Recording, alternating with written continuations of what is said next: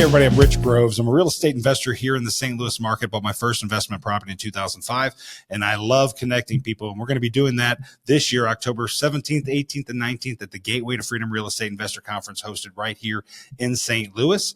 And this conference is for new investors and experienced investors. But if you're a new investor and you're stuck in your job you don't like, or you're living paycheck to paycheck, you don't feel like you're free, our guest today is going to be able to give you some nuggets on learning how to do just that, getting out of that and experiencing that freedom. My co-host here is going to introduce himself. I'm Josh Wiesler. I'm a small business coach in the St. Louis area, and I started my coaching journey in real estate. Started wholesaling, started working with a company that did coaching, wholesaled, project management, flipping, the whole gambit, finding out what I wanted to do. I now do multifamilies as well as recruit private lending, and that's what I do in this world. If you come to Gateway to Freedom, you're going to be able to learn from one of the best in the business, especially here in St. Louis and nationwide, and that is our guest today, Sam Primm. Sam is a real estate investor who's been in the game over 10 years. He flips over 250 houses a year.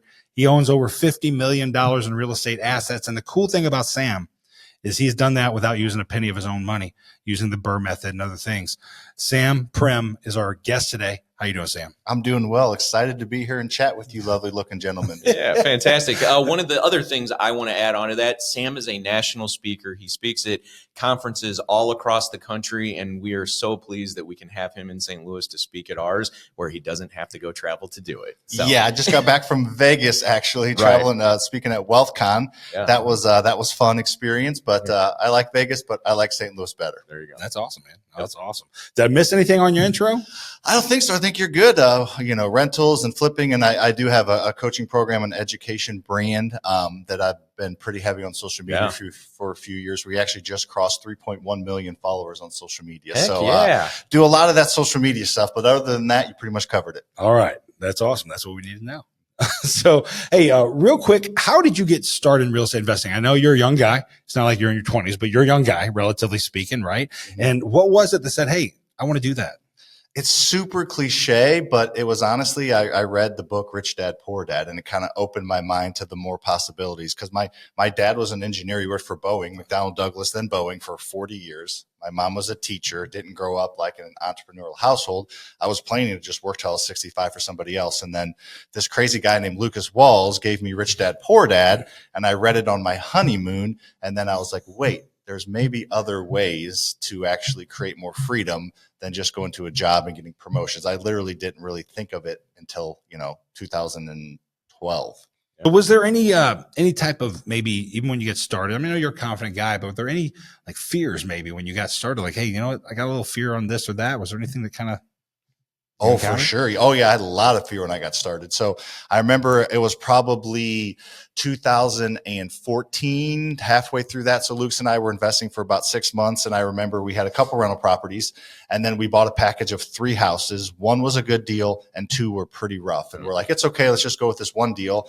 And I remember rehabbing all 3 of them. And the 2 ones that I said were in rough areas, they both appraised for less than we bought them for before you fixed them up. So we were about 30 grand in the hole, and we didn't have 30 grand. I remember texting Lucas specifically, like, real estate's not for us. Let's figure something else out. So we were about to give up on real estate, and hit the cooler head of that. Lucas decided to keep going. We ended up selling the good one and doing a couple things and making it all work. But there was a lot of fear in that. And then just every single time I feel like I make a big leap, there's always fear right before it. And that's what I always tell people is fear is normal. It's part of the journey. If you're expecting to do something without fear, you're not going to actually do anything. So just embracing it, having the expectation that you're going to fear, that you're going to fail, I think makes it a lot easier. Because if you go into it thinking you're going to not be scared at all and you're not going to fail, I feel like you're not going to actually make anything happen. And now you talk, you and your partner Lucas work together and stuff, but I'm sure you connected with coaches or had somebody kind of guide you along, professionals. What was that like? it was huge. So at first I was one of those guys that were like, I'm not going to pay a coach, pay a mentor. Like they're just, taking money off the top and I can figure it out on my own, watch YouTube, roll up my sleeves, one of those type of guys. Right.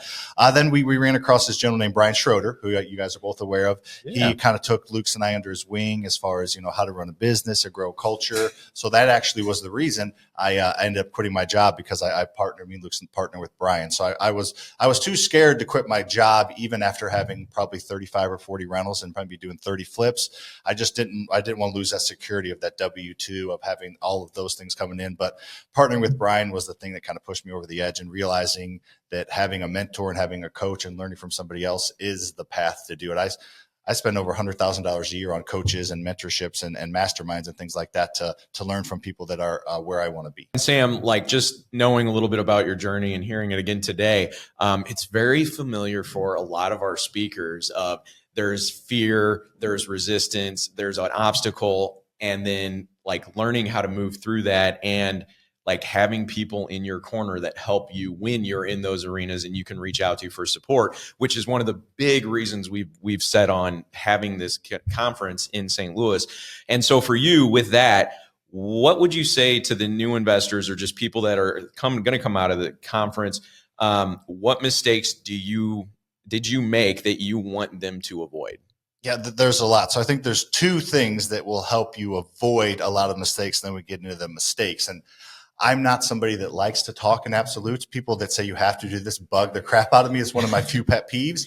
However, I'm not going to say you have to do this, but if you want to be successful, and I think this conference is perfect for that, there are two things that I think every new real estate investor should consider. They don't have to do it, but it's two things. It's get a kind of a massive lift in knowledge and connect with a community. If you do those two things, you will be around people that have made mistakes that will help you avoid those obstacles. You will have somebody that discovered something newer, and how like Novations kind of hit a couple years ago. Yeah. So being around other people that are doing the kind of things that are successful and avoiding what they're doing. And this conference is perfect for that. You're going to get a ton of knowledge from a ton of incredible speakers. So anybody that comes with limited knowledge or no knowledge is going to, like, at the end of the weekend, be like they've been doing it for 2 years, right? Yeah. And then they're going to make the connections that's needed, because you never know when you're going to need a connection. You never know who you're going to meet. And you need a team. You need to build a team. You need contractors. You need lawyers. You need insurance agents. You need, property management companies. You need wholesalers. You need agents. You need a team to do this. And you're going to meet all of them in one spot. So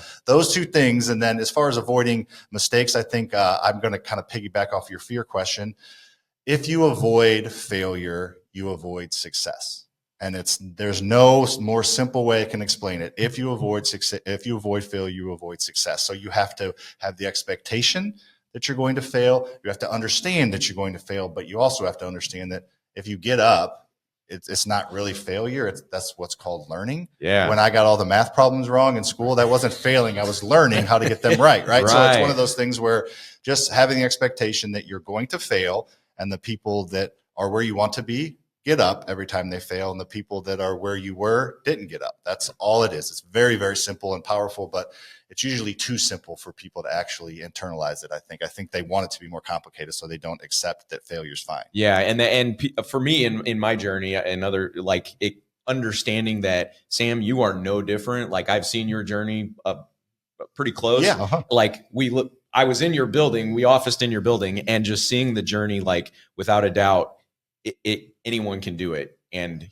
he's living proof. Like, he's just saying Sam's an idiot and he did it, so you can do it too. He just said it in a nicer way, but he's like, if Sam did it, you guys are going to be fine. Yeah, no, and I can't say it any better than that. Yeah, Sam's kind of an idiot, and he did really good. Look at what he did, so you can do it. We've done deals together too. Like, just everything he says, you can hear the authenticity and like the passion and just wanting to help other people. It's phenomenal, and giving back. So for that, one of the big things for us in this conference is around freedom. And so, Sam, what does freedom mean to you? I think there's a lot of different definitions, but to me, freedom means doing what you want, when you want, with who you want.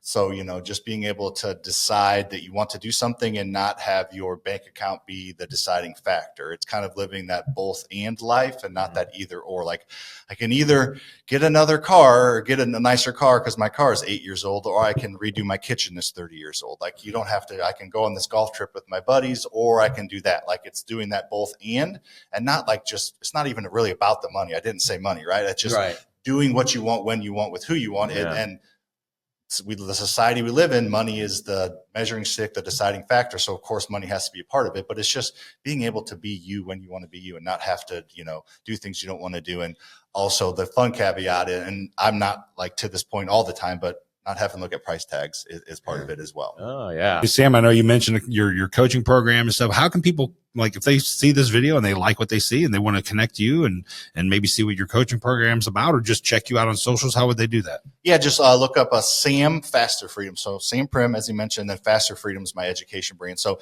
any platform I'm on, I've spent a lot of time on social media, every single platform, we do decent at, but I would say Instagram's the easiest messaging system. So at first I would say just follow me on social media and see if you like what I'm teaching and how I teach it. And then of course, reach out, and I'm not even going to sign you up. I'll send you to a training and you can schedule a call with my team. But at first, make sure you like what you hear and see, and then we can go from there. Now, thanks so much for your time today. Appreciate that. And glad you brought your daughter with you. Yep, over there in the corner, she's the boss. Yeah, that's right. She is. Awesome. Thanks so much for your time. We're super excited. Can't wait to have you speak and share your knowledge with everybody in that room. All right. Appreciate it, guys. Appreciate you. Thank you. So if you like what you heard today and you like what you saw today, you need to get out to the Gateway to Freedom website. Get your ticket today at www.free.com. That's www.g2free.com. Get your tickets there, and we will see you here in St. Louis, October 17th, 18th, and 19th at Gateway to Freedom.